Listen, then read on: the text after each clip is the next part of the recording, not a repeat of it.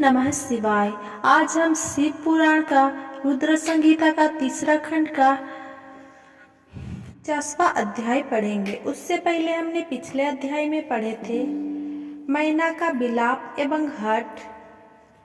उसके बाद पढ़े थे शिव का सुंदर और दिव्य स्वरूप का दर्शन, शिव का परिछन और पार्वती का सुंदर रूप देख प्रसन्न होना, वर वधू द्वारा एक दूसरे का पूजन, शिव पार्वती का विवाह आरंभ। आज हम पढ़ेंगे ब्रह्मा जी का मोहित होना। ब्रह्मा जी बोले, हे नारद, उसके उपरांत मेरी आज्ञा पाकर महादेव जी ने अग्नि की स्थापना कराई तथा अपनी प्राण वल्लभ पत्नी पार्वती को अपने आगे बैठाकर चारों वेदों ऋग्वेद, यजुर्वेद, अथर्ववेद तथा सामवेद के मंत्र द्वारा हवन कराकर उसमें आहुतियां दी। उस समय पार्वती के भाई मैनाक ने उनके हाथों में खीले दी। फिर लोक मर्यादा के अनुसार भगवान शिव और देवी पार्वती अग्नि के फेरे लेने लगे। उस समय में शिव जी की माया से मोहित हो गया। मेरी दृष्टि जैसे ही परम सुंदर दिव्यांगना देवी पार्वती के शुभ चरणों पर पड़ी, मैं कान से पीड़ित हो गया। मुझे मन में बड़ी लज्जा का अनुभव हुआ। किसी की दृष्टि मेरे इन भावों पर पड़ जाए, इस हेतु मैंने अपने मन के भावों को दबा लिया। परंतु भगवान शिव तो सर्वव्यापी और सर्वेश्वर है, भला उनसे कुछ कैसे छिप सकता है। उनकी दृष्टि मुझ पर पड़ गई और उन्हें मेरे मन में उत्पन्न हुए बुरे विचार की जानकारी हो गई। भगवान शिव के क्रोध की कोई सीमा ना रही। कुपित होकर शिव जी मुझे मारने हेतु आगे बढ़ने लगे। उन्हें क्रोधित देखकर मैं भय से कांपने लगा तथा वहां उपस्थित अन्य देवता भी डर गए। भगवान शिव के क्रोध की शांति के लिए सभी देवता एक स्वर में शिव जी से बोले, हे सदाशिव, आप दयालु और करुणा निधान हैं। आप तो सदा ही अपने भक्तों पर प्रसन्न होकर उन्हें उनकी इच्छित वस्तु प्रदान करते हैं। भगवान, आप तो सच्चित और आनंद स्वरूप है। प्रसन्न होकर मुक्ति पाने की इच्छा से मुनिजन आपके चरणों कमल का आश्रय ग्रहण करते हैं। हे परमेश्वर, भला आपके तत्व को कौन जान सकता है। भगवान, अपनी गलती के लिए ब्रह्मा जी क्षमा प्रार्थी है। आप तो भक्तों के सदा बस में हैं। हम सब भक्त जन आपसे प्रार्थना करते हैं कि आप ब्रह्मा जी की इस भूल को क्षमा कर दें और उन्हें निर्भय कर दें। इस प्रकार देवताओं द्वारा की गई स्तुति और क्षमा प्रार्थना के फलस्वरूप भगवान शिव ने ब्रह्मा जी को निर्भय कर दिया। नारद, तब मैंने अपने उन भावों को शक्ति के साथ मन में ही दबा दिया। फिर भी उन भावों के जन्म से हजारों बालखिल्य ऋषियों की उत्पत्ति हो गई, जो बड़े तेजस्वी थे। ये जानकर कि कहीं उन ऋषियों के देख शिव जी क्रोधित ना हो जाए, तुमने उन्हें गंधमार्दन पर्वत पर जाने का आदेश दे दिया। बालखिल्य ऋषियों को तुमने सूर्य भगवान की आराधना और तपस्या करने का आदेश प्रदान किया। तब वे बालखिल्य ऋषि तुरंत मुझे और भगवान शिव को प्रणाम करके गंधमार्दन पर्वत पर चले गए। 50वां अध्याय, विवाह संपन्न और शिव जी से विनोद। ब्रह्मा जी बोले, हे नारद, उनके बाद मैंने भगवान शिव की आज्ञा पाकर शिव पार्वती विवाह के शेष कार्यों को पूरा कराया। सर्वप्रथम शिव जी और पार्वती जी के मस्तक का अभिषेक हुआ। तत्पश्चात वहां उपस्थित ब्रह्मा जी ने दोनों को ध्रुव का दर्शन कराया और उसके बाद हृदय छूना और स्वस्ति पाठ आदि कार्य को पूरा कराया। ये सब कार्य पूरे होने के बाद भगवान शिव ने देवी पार्वती की मांग में सौभाग्य और सुहाग की निशानी माने जाने वाला सिंदूर भरा। मांग में सिंदूर भरते ही देवी पार्वती का रूप लाखों कमल दल के समान खिल उठा।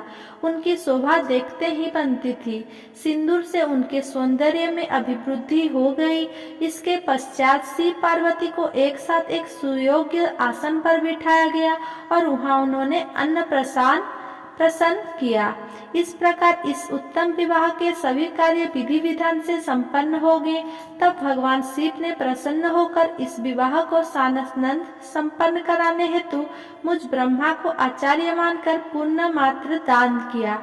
फिर माँ गर्ग मुनि को गोदान किया तथा वैवाहिक कार्य पूरा करने में सहयोग करने वाले सब ऋषि मुनियों को 100 स्वर्ण मुद्राएं और अनेक बहुमूल्य रत्न दान में दिए। तब तब सब और आनंद का वातावरण था। सभी बहुत प्रसन्न थे और शिव पार्वती की जय जयकार कर रहे थे। तब में श्रीहरि और अन्य ऋषि मुनि सभी देवताओं सहित शैलराज की आज्ञा लेकर जनवासे में वापिस आ गए। हिमालय नगर की स्त्रियां पुनरिया और पार्वती की सखियां भगवान शिव और पार्वती को लेकर कोहबर में गई और वहां उनसे लोकोचार रीतियां कराने के उपरांत उन्हें कौतुकागार में ले जाकर अन्य रीति रिवाज और रस्मों का आनंद संपन्न कराया। उसके पश्चात उन दोनों को उत्साह पूर्वक कलिग्रह में ले जाया गया। कलिग्रह में भगवान शिव और पार्वती के गठबंधन को खोला गया। उस समय शिव पार्वती की शोभा देखने योग्य थी। उस समय उनकी अनुपम मनोहारी छवि देखने के लिए सरस्वती, लक्ष्मी, सावित्री, गंगा, अदिति, रति, सची, लोपामुद्रा, अरुंधति, अहल्या, तुलसी, स्वाहा, रोहिणी, पृथ्वी, संज्ञा, शतरूपा तथा रति नाम की 16 दिव्य दिव्यांगनाएं, देवकन्याएं, नागकन्याएं और मुनि कन्याएं वहां पधारी और भगवान शिव से हास्य विनोद करने लगी। सरस्वती बोली, भगवान शिव, ओहो अब तो आपने चंद्रमुखी पार्वती को पत्नी रूप में प्राप्त कर लिया है। अब इनके चंद्रमुख को देख देख कर अपने हृदय को शीतल करो। लक्ष्मी जी भी बोली, हे देवों के देव, अब लज्जा किस लिए?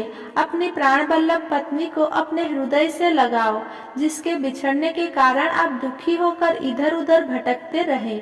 इस प्राण प्रिया के मिल जाने पर किसके ऐसी लज्जा? तो उधर सावित्री बोली, अब तो पार्वती जी को भोजन कराकर ही भोजन होगा और पार्वती को कपूर सुगंध युक्त तांबूल भी अर्पित करना होगा। तब जाह्नवी बोली कि हे त्रिलोकी के स्वामी, स्वर्ण की समान सुंदर पार्वती जो की केश धोना एवं श्रृंगार करना भी आपका कर्तव्य है। इस पर राची कहने लगी कि हे सदाशिव, जिन पार्वती को पाने के लिए आप सदा आतुर थे तथा जिनके वियोग के दिन आपने विलाप कर बिताए हैं, आज वही पार्वती जब आपकी पत्नी बनकर आपके साथ विराजमान है, तो फिर काहे का संकोच? क्यों आप पार्वती को अपने हृदय से नहीं लगा रहे हैं? देवी अरुंधति बोली, इस सती सुंदरी को मैंने आपको दिया है, अब आप इसे अपने पास रखें और इसके सुख दुख का ख्याल करें। देवी अहल्या बोली, भगवान, आप तो सबके ईश्वर हो, इस पूरे संसार के स्वामी हो। आपके परम ब्रह्म स्वरूप को कोई नकार नहीं सकता। आप निर्गुण निराकार है, परंतु आज सब देवताओं ने मिलकर आपको भी दास बना दिया है। प्रभु, अब आप भी अपने प्राण वल्लभ पार्वती के अधीन हो गए हैं। ये सुनकर वहां खड़ी तुलसी कहने लगी, आपने तो कामदेव को भस्म करके पार्वती का त्याग कर दिया था, फिर आपने क्यों आज उनसे विवाह कर लिया है? इस प्रकार उन देवांगनाओं की हंसी मजाक चल रही थी और वे भगवान शिव से ऐसी ही बातें करके बीच बीच में जोर जोर से हंसती तो कभी खिलखिला कर रह जाती। इस पर स्वाहा ने कहा कि हे सदाशिव, इस प्रकार हम सबकी हंसी ठिठोली सुनकर क्रोधित मत हो जाइएगा। विवाह के समय तो कन्याएं व स्त्रियां ऐसा ही हंसी मजाक करती है। तब वसुंधरा ने कहा, हे देवाधिदेव, आप तो भावों के ज्ञाता है। आप तो जानते ही है कि काम से पीड़ित स्त्रियां भोग के बिना प्रसन्न नहीं होती। प्रभु, अब तो पार्वती की प्रसन्नता के लिए कार्य करो। अब तो पार्वती आपकी पत्नी हो गई है, उन्हें खुश रखना आपका परम कर्तव्य है। इस प्रकार स्त्रियां के विनोदपूर्ण वचन सुनते हुए भगवान शिव चुप थे, परंतु जब स्त्रियां चुप न हुई और इसी प्रकार उन्हें लक्ष्य बनाकर तरह तरह की हंसी की बातें करती रही, तब भगवान शिव ने कहा, हे देवियों, आप लोग तो जगत की माताएं हैं। माता होते हुए पुत्र के सामने इस प्रकार के चंचल तथा निर्लज वचन क्यों कह रही हैं? तब भगवान शिव के ये वचन सुनकर सभी स्त्रियां शर्मा कर वहां से भाग गई। 91वां अध्याय। रति की प्रार्थना पर कामदेव की जीवन दान।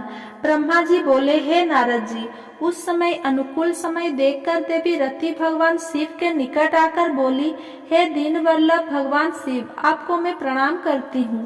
देवी पार्वती का पाणी ग्रहण करके आपने निश्चय ही लोकहित का कार्य किया है। देवी पार्वती को प्राण वल्लभा बनाने से आपके सौभाग्य में निश्चय ही बुद्धि हुई है। आपने तो पार्वती का वरण कर लिया है, परंतु भगवान मेरे पति कामदेव की क्या गलती थी?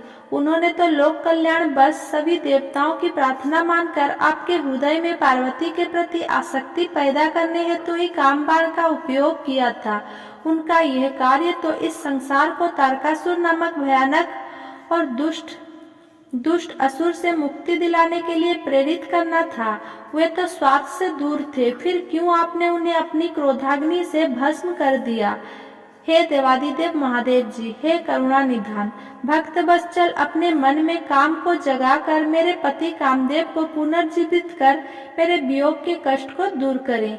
आप तो सब की पीड़ा जानते हैं। मेरे पीड़ा को समझकर मेरे दुखों को दूर करने में मेरी मदद कीजिए। भगवान, आज जब सबके हृदय में प्रसन्नता है तो मेरा मन क्यों दुखी हुए? मैं अपने पति के बिना कब तक ऐसे ही रहूं?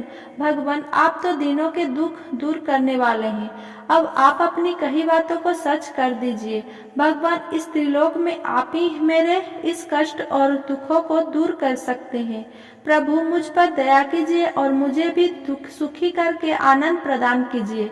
भगवान, अपने विवाह के शुभ अवसर पर मुझे भी मेरे पति से हमेशा के लिए मिलाकर मेरी विरह वेदना को कम कीजिए। महादेव जी, मेरे पति कामदेव को जीवित कर मुझ दीन दासी को कृतार्थ कीजिए। ऐसा कहकर देवी रति ने अपनी दुपट्टे की गांठ में बंधी अपनी पति कामदेव के शरीर की भस्म को भगवान शिव के सामने रख दिया और जोर जोर से रोते रोते भगवान शिव शंकर से कामदेव को जीवित करने की प्रार्थना करने लगी।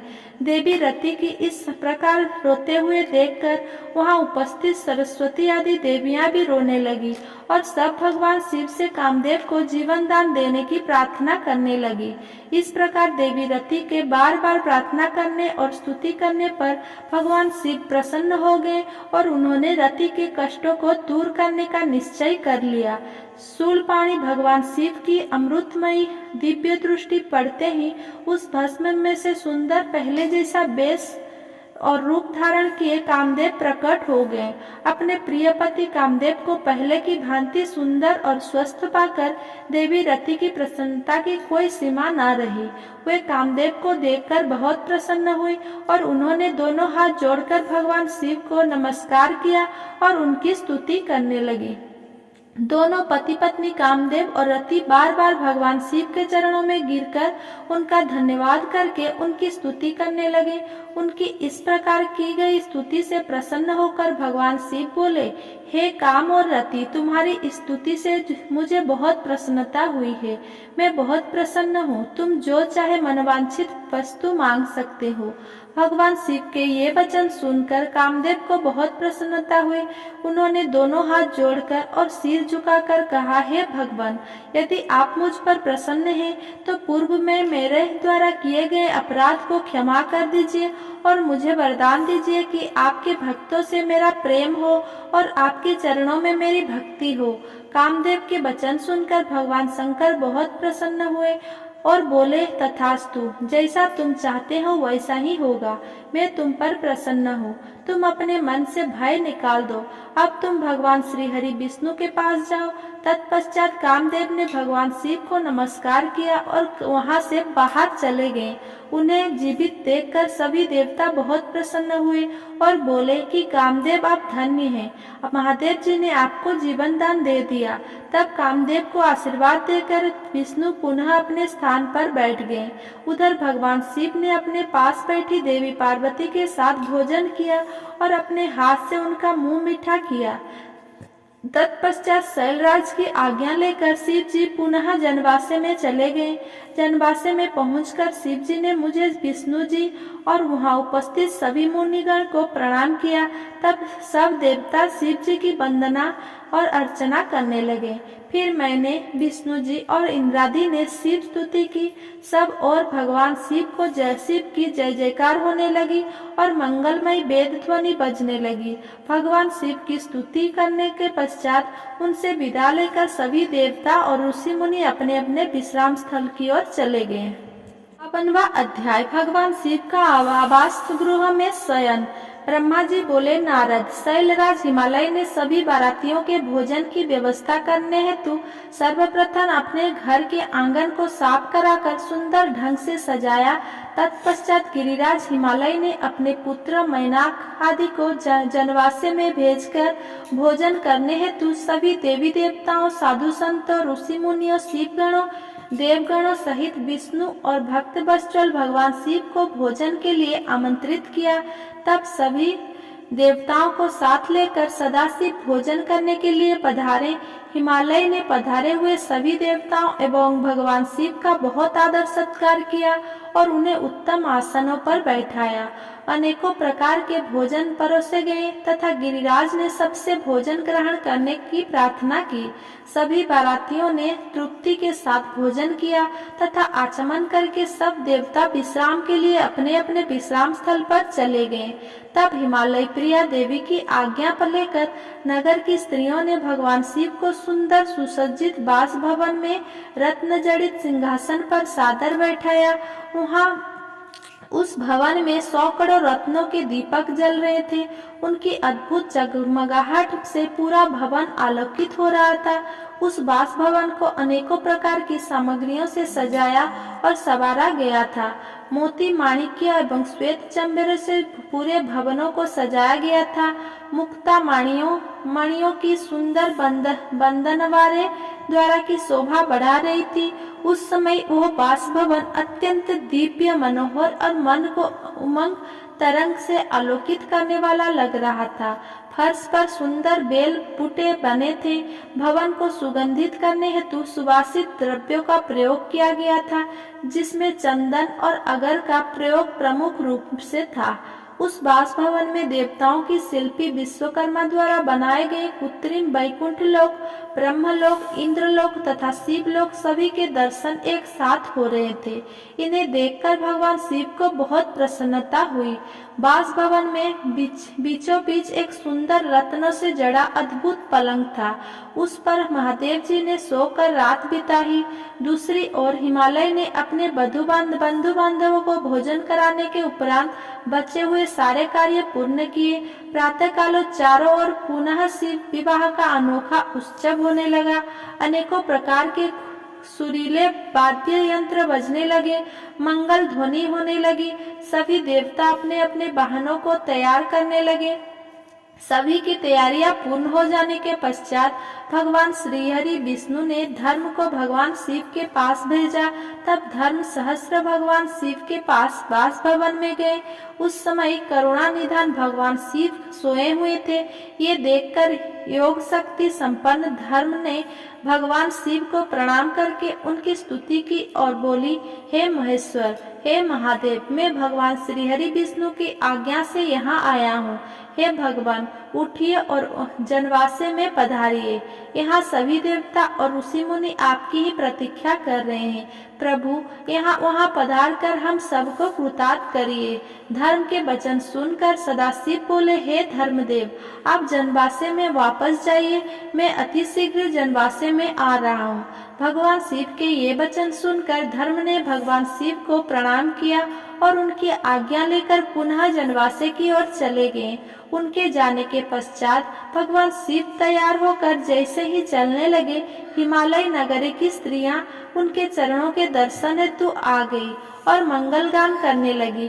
तब महादेव जी ने गिरिराज हिमालय और मैना से आज्ञा ली और जनवासे की ओर चल दिए। वहां पहुंचकर महादेव जी ने मुझे और विष्णु जी सहित सभी ऋषि मुनियों को प्रणाम किया। तब सब देवताओं सहित मैंने और विष्णु जी ने शिव जी की वंदना